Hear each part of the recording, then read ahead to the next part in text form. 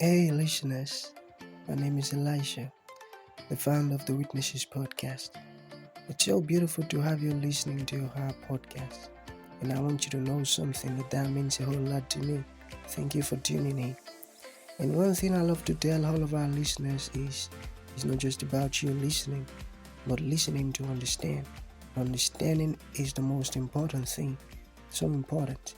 So, you have to listen, learn, and practice. Thank you so very much and happy listening. Hi, Scott. It's so nice to have you on the show. How are you doing today? Oh, I'm doing great, and I appreciate being here. Thank you, Elisha. Yeah, thank you. Thank you too. Okay, Scott, oftentimes I love to talk about the essence of this show, you know, which is to invite amazing guests like Scott to come talk to us about their triumphant stories. Yeah, because we believe that in our audience, there might be some people who are stuck up in a situation that Scott came out of triumphantly. So by those people getting to listen to you speak, they might actually pick some information from you. I mean, from the ones you be sharing with us today that might lead to Yeah. their transformation. So the essence of the show is all about transforming the ones who are going to be listening, transformation, and all of that. Okay, Scott, within the next few minutes, I want us to get started with your story, the challenges that you faced, and how you overcame them.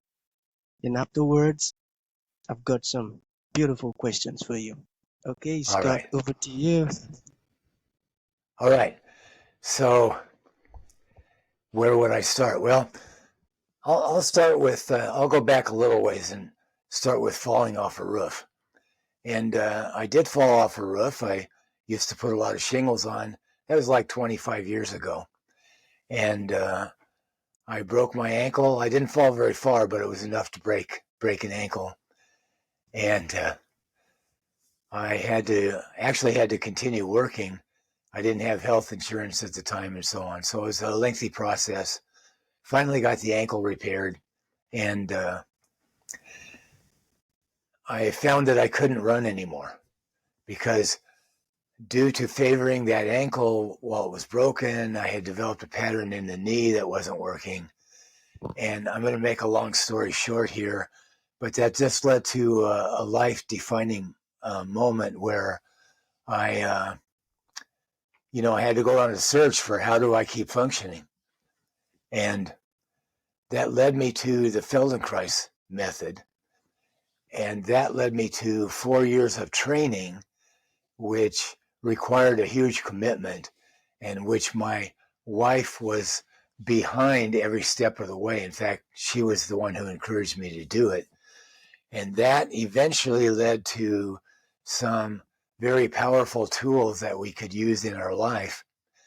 And eventually, I was married for 51 years, lost my wife last October. And so the reason I started with one of, we have many defining moments in our life, many of them. But the reason I started with that was because it gave us a little bit of a head start on preparing for that loss.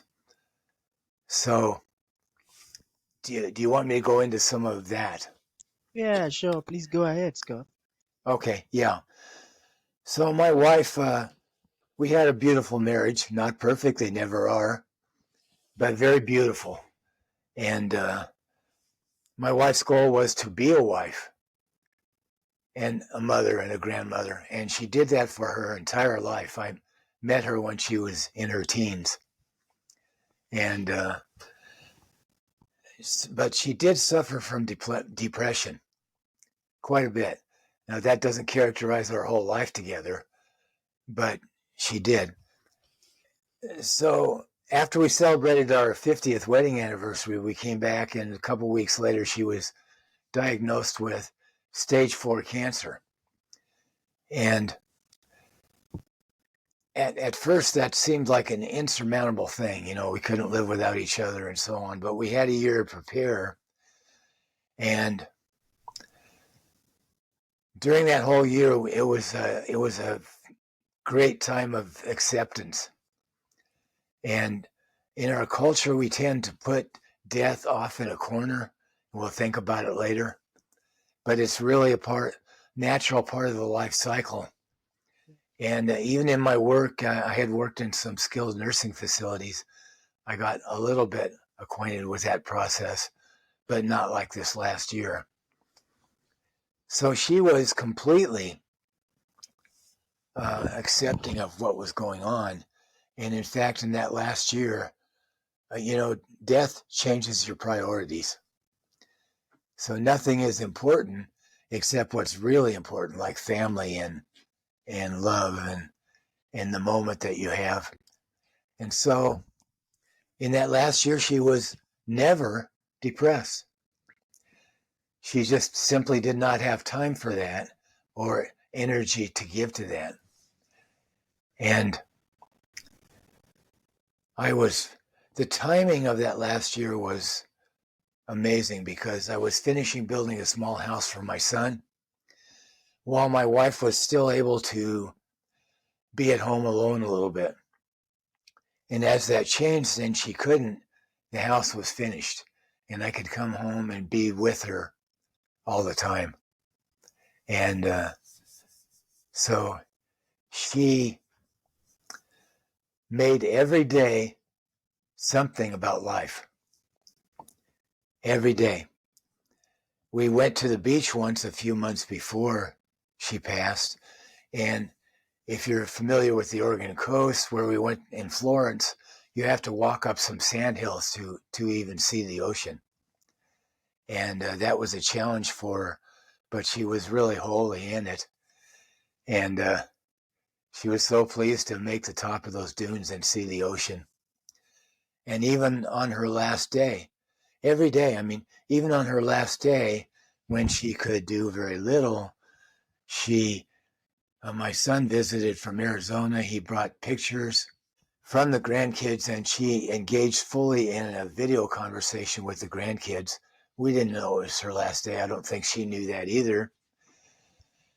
But she was able to even the last day, she was able to really do something every day that was life.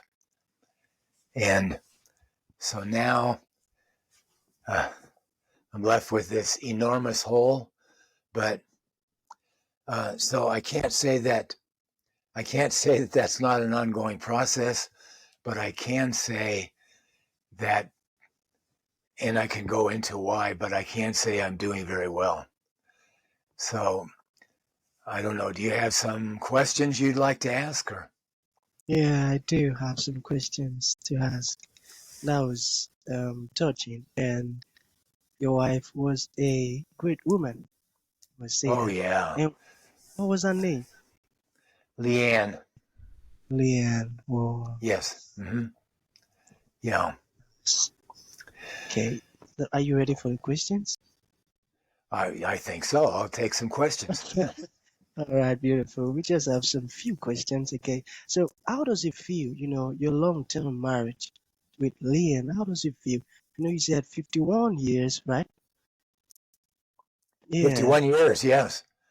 Can you Yeah. talk to us more about that? How was it like? How was the experience? Let's get to know more about that. Sure. I knew her for over a year before we got married, and she was 20 when we got married. I was 22. And so I have to characterize this as being dumb kids. You're not 20 years old is not very old. And, we were planning the wedding. She was 19. I met her when she was barely 19 or maybe 18. So basically, everything that we learned in life, we learned together.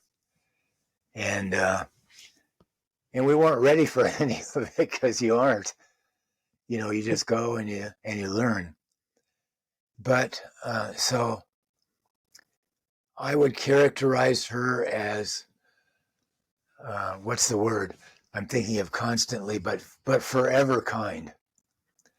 And there was, of course, nothing that we didn't know about each other. And I'd say that the learning process wow. So we're trying to raise kids.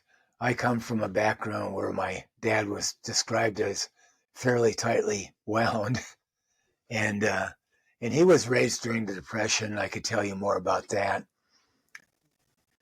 In a harsh environment, and so I bring some of that. I'm a fairly intense person into raising kids, not knowing anything about it, and also I got involved with a group that was very religious, and that added to the whole intensity vibe there.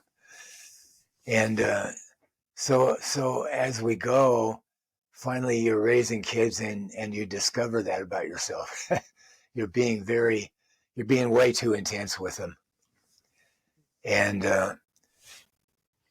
you make other discoveries along the way that you need to give your wife more freedom to be who she is, and so all these things develop, and like I say, we learned them all together. He was, we were so connected that when you lose someone like that, you really honestly have lost part of yourself. So Exactly. if, what's that? Yeah. Yeah, I said it's yeah. Yeah. So, you know, there's ways that you can, let me contrast this with when my dad died. When my dad died, I was still a kid to me, because I'm going to be 74 next April, but I was 43 then. I consider that, looking back, just a kid too, with a little more experience, but just a kid. And I could not say that my dad died. I couldn't say those words. And I couldn't say Parkinson's disease. It couldn't come out of my mouth because he was such a tremendously strong person. And then that was all taken away month by month and year by year with Parkinson's disease. And so eventually he was in a wheelchair, and then eventually he couldn't swallow, so he had to be fed through a tube, tube and a feeding bag with a constant somebody responsible for that, with the protein mix they put in there, and he couldn't speak. Very intelligent, but he couldn't communicate anymore. And yeah, that was and years. I mean, just year. You never get over that. He's still, I'm out and I see an old car that's been fully restored, and and you just think, boy, I wish my dad was here. He'd love that. But for several years, it was just like, I couldn't wrap my head around that, and I couldn't admit that it happened. And but 30 years later, when my wife died, and this is, it's close to my dad in a way, but not. I mean, it's not like spending your whole life with someone who provides who provides. She said I was her rock. I was pretty stable in her mind, and but she was my everything. She was my source in a way too. And so when she did pass, I was fortunate enough. I was blessed to be there holding her hand when she took her last breath. That is an amazing experience. And they say that people hang around for a while, for a week or so after they pass. Well, it's certainly my experience because she spoke to me several times and took my hand and guided me right through that process. And one morning she said to me, "I will always be with you, Scott." And another morning I spoke to her and I said, "How?" Because, you suffer quite a bit with cancer before you pass, or you can. Usually people do.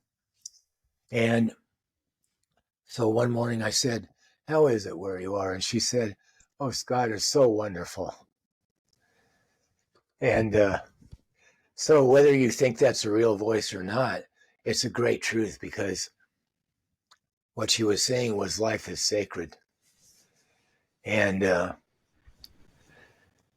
we can look at this thing as um, as like I did with my dad, as a terrible loss.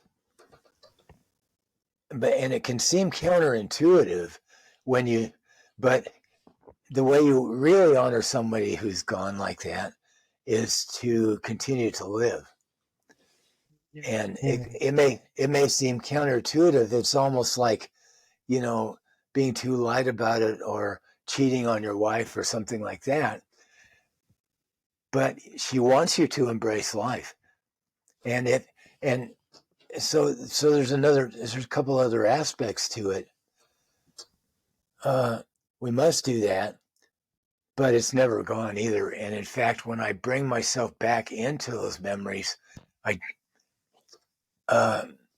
you can get caught up in them in a way that doesn't honor her, or you can keep them close because you cannot forget the courage and the beauty and the way she lived her life. That's sacred. So she wants you to go ahead. She wants you to go ahead and finish the lessons that we didn't finish learning together, giving each other even more space, and because I still saw some of that in me after she passed. I could still see. I wish I could love her even more. But she wants, and our loved ones want us to continue to embrace life. And that can seem counterintuitive, but that's the way we mourn, in a way that honors them. And so every time you think that you've got things under control, you find a new aspect to this. So it's an ongoing process, but I can still turn to her for wisdom. I can bring some of her qualities inside of me. So there is definitely a loss in terms of, I got to cook my own food and vacuum the floor and stuff like that. But that's a small loss, compared to what we had. Yeah. So life goes on, and it doesn't just go on without her. So you asked me how that is.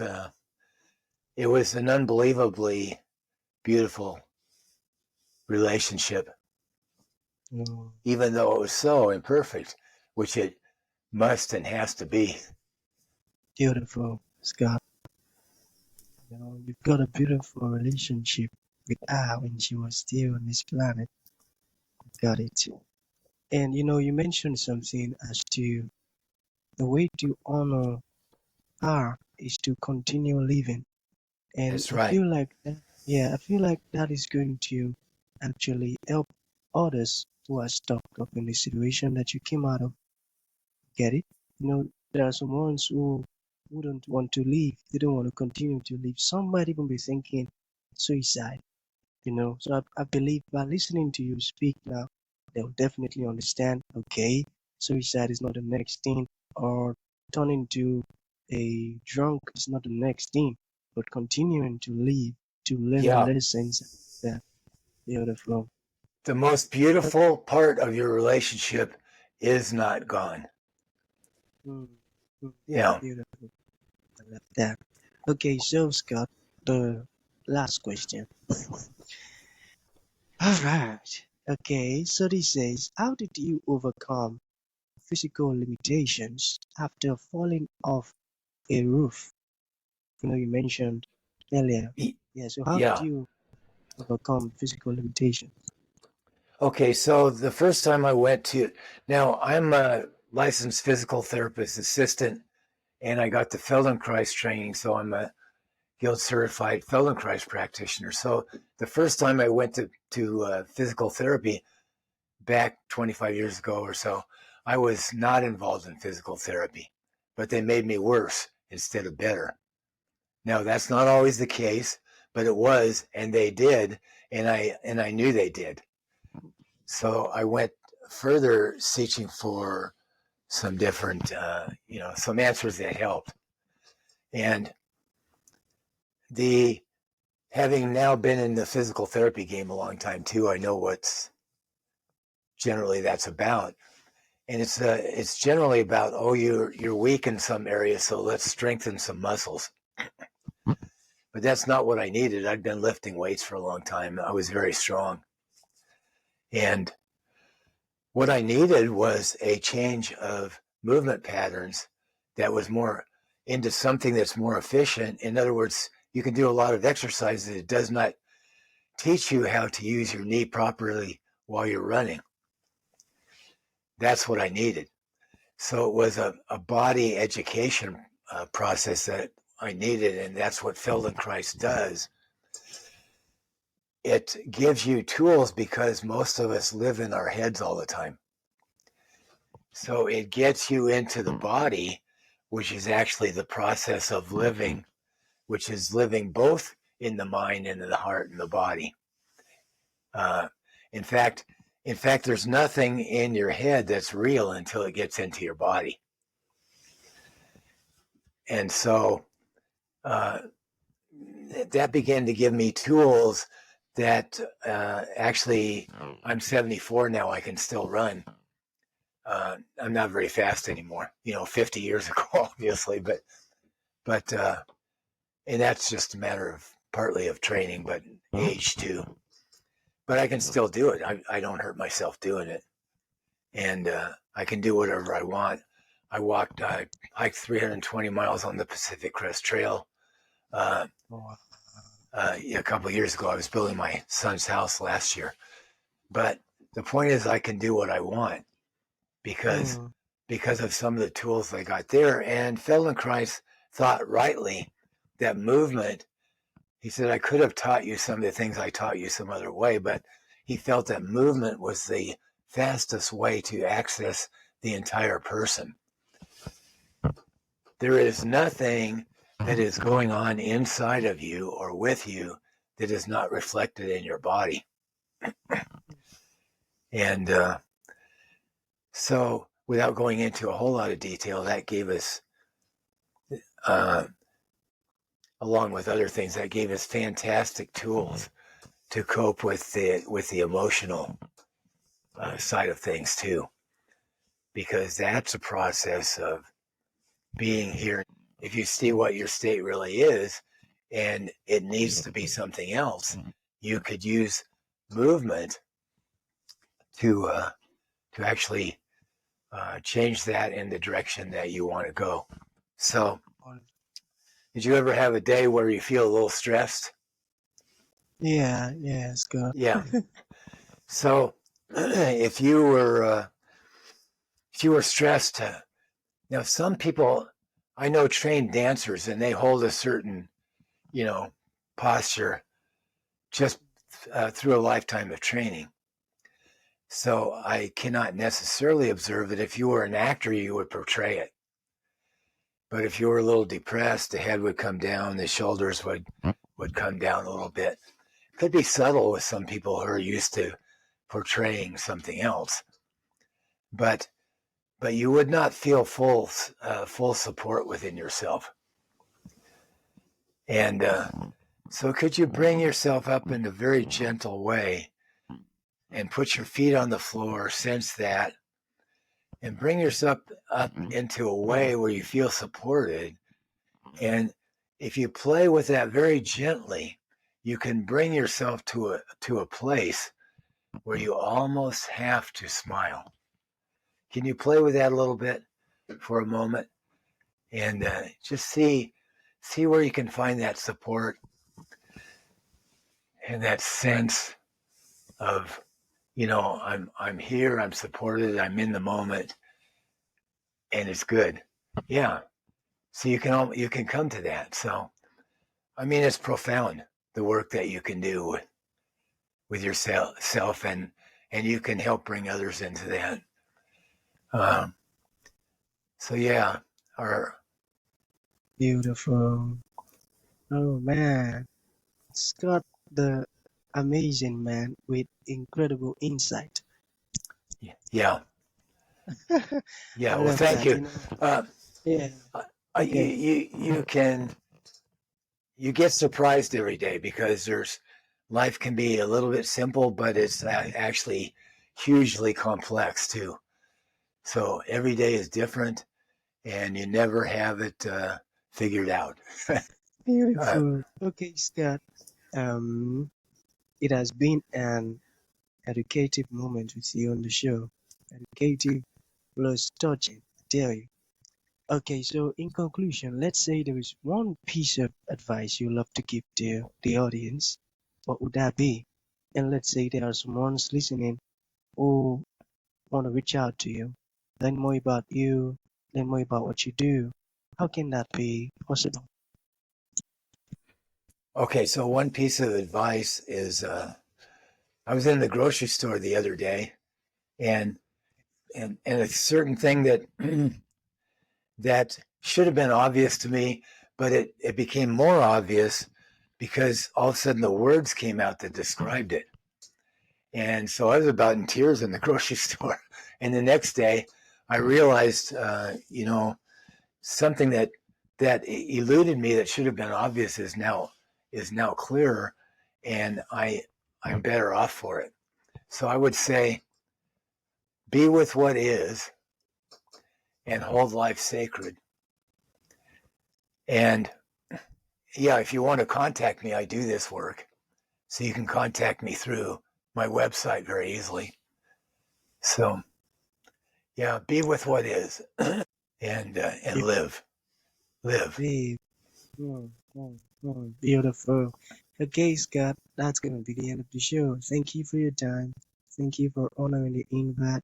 Thank you for coming. Means a whole lot. Thank you. I appreciate it very much, Elisha. Thank you. Thank you for tuning in to this incredible episode. Your support means the world to us, and we truly value you. We look forward to having you join us for the next episode. If you enjoyed what you heard, please consider rating and reviewing us on Apple Podcasts. Your feedback is greatly appreciated.